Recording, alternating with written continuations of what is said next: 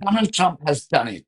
This man just joined the rogue regime of war criminal Benjamin Netanyahu from a settler colony to drop at least 15 tons of bombs on three nuclear facilities in Iran. This, despite knowing that Tehran had not harmed any US interests up until now. So, this was an absolutely unprovoked act of aggression by the US on Iran. And then it's illegal to target nuclear facilities under international law. Many thought Trump was only grandstanding with his threats and he wouldn't resort to such foolish acts. But Trump being Trump, he's decided to go for a massive gamble, hoping that this would pay off for him.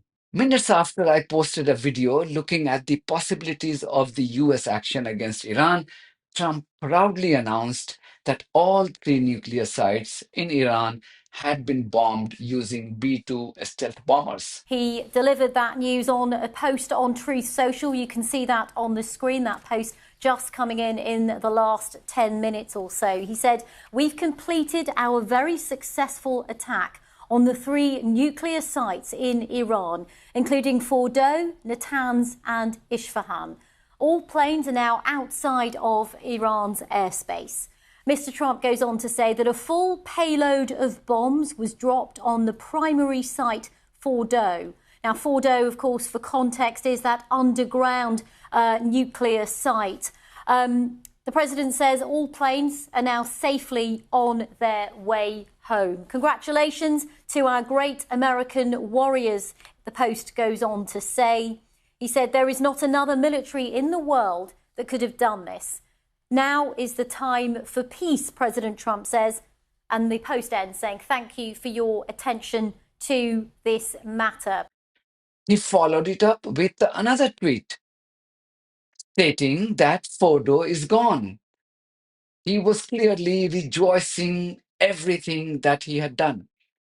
Then he wrote on Truth Social announcing that he would address the nation at 10 p.m. US time. It's not been possible to understand the extent of the damage caused to these three nuclear sites. And the full picture may be clearer only in the daytime. But a senior advisor to the Iranian parliament speaker tweeted that his country was expecting the US attacks for several days and they had removed key materials from these sites.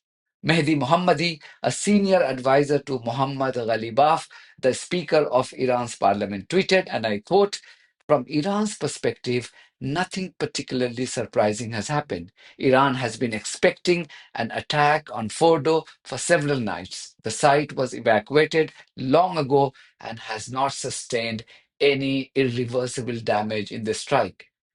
Two things are certain. First, knowledge cannot be bombed. Second, this time the gambler will lose." End quote. His claims were echoed by former US diplomat Alan Ayre, who said that Iran's enriched uranium was geographically diverse and it would be impossible for the US or Israel to destroy them. I think that Iran's nuclear program the hardware is geographically dispersed, and it's impossible to eliminate it to the extent that it can't be reconstituted if there is a political will by the Iranian government to do so. Obviously, we can talk about greater or lesser amounts of time it would take to reconstitute that. But the key variable here is, will Israeli and U.S. military action be such that it causes the people running Iran to renounce the nuclear program?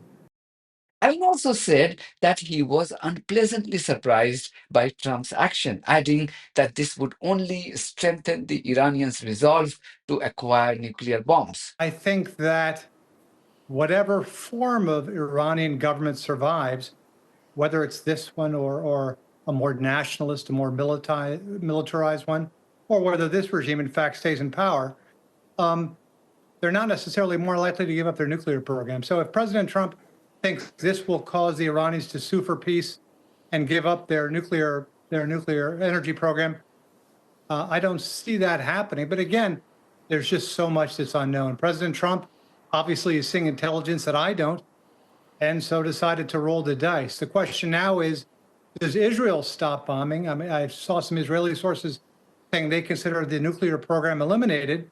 But what's nuclear's war goal? What is Israel trying to get out of this? They're not just trying to end Israel's nuclear program. They're also trying to, as they've admitted, destabilize the current Iranian government.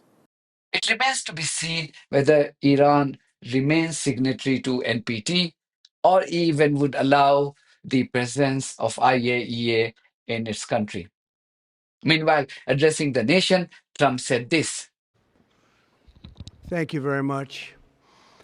A short time ago, the U.S. military carried out massive precision strikes on the three key nuclear facilities in the Iranian regime: Fordow, Natanz, and Esfahan. Everybody heard those names for years as they built this horribly destructive enterprise. Our objective was the destruction of Iran's nuclear enrichment capacity and a stop to the nuclear threat posed by the world's #1 state sponsor of terror. Tonight, I can report to the world that the strikes were a spectacular military success. Iran's key nuclear enrichment facilities have been completely and totally obliterated. Iran, the bully of the Middle East, must now make peace. If they do not, future attacks will be far greater and a lot easier. For 40 years, Iran has been saying death to America, death to Israel. They have been killing our people, blowing off their arms, blowing off their legs with roadside bombs. That was their specialty. We lost over 1,000 people, and hundreds of thousands throughout the Middle East and around the world have died as a direct result of their hate. In particular, so many were killed by their general, Qasem Soleimani. I decided a long time ago that I would not let this happen. It will not continue. I want to thank and congratulate Prime Minister Bibi Netanyahu. We worked as a team like perhaps no team has ever worked before. And we've gone a long way to erasing this horrible threat to Israel. I want to thank the Israeli military for the wonderful job they've done. And most importantly, I want to congratulate the great American patriots who flew those magnificent machines tonight, and all of the United States military on an operation the likes of which the world has not seen in many, many decades. Hopefully, we will no longer need their services in this capacity. I hope that's so. I also want to congratulate the chairman of the Joint Chiefs of Staff, General Dan Raisin Kane, spectacular general, and all of the brilliant military minds involved in this attack. With all of that being said, this cannot continue. There will be either peace or there will be tragedy for Iran far greater than we have witnessed over the last 8 days. Remember, there are many targets left. Tonight's was the most difficult of them all, by far, and perhaps the most lethal. But if peace does not come quickly, we will go after those other targets with precision, speed, and skill. Most of them can be taken out in a matter of minutes. There's no military in the world that could have done what we did tonight, not even close. There has never been a military that could do what took place just a little while ago. Tomorrow, General Kane, Secretary of Defense, Pete Hegseth will have a press conference at 8 a.m. at the Pentagon. And I want to just thank everybody, and in particular, God. I want to just say, we love you, God, and we love our great military. Protect them. God bless the Middle East. God bless Israel, and God bless America. Thank you very much. Thank you. As you can see, his tone and words in this address are bound to further inflame the situation. This is a rapidly developing story. We will see how the Iranians respond to Trump's action and his subsequent hate speech. I will return with more updates. Thank you very much for your support of this platform and our journalism on buymeacoffee.com and Patreon. If you do think that our journalism is worth supporting, then you too should consider becoming part of it. Details are there in the description of this video. In the meantime, if you haven't subscribed to my channel, please do so, because that's one of the many ways you can support independent journalism. God bless you all.